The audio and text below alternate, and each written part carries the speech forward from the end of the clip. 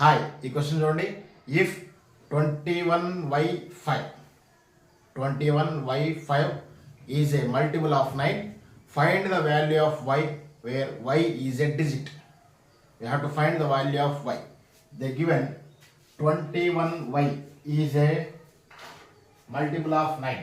21y5 is a multiple of 9. Multiple of 9 means it is completely divisible by 9 also. The divisibility rule of 9 is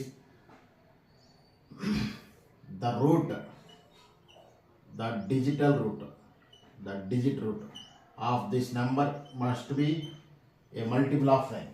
ఒక సంఖ్యలోని అంకెల మొత్తం అన్ని add చేసినప్పుడు 9తో కనుక 9 multiple కనుక వస్తే ఆ సంఖ్య మొత్తం 9తో డివిజిబుల్ అవుతుంది. సేమ్ 2 + 1 + y + 5 దీంట్లో ఉన్న అంకెల మొత్తాన్ని యాడ్ చేయండి. ఎంత అవుతుంది? 3 + 5 8. 8 + y. 8కి ఎంత యాడ్ చేస్తే 9తో డివిజిబుల్ అవుతుంది అంటే 8 + 1 = 9. After this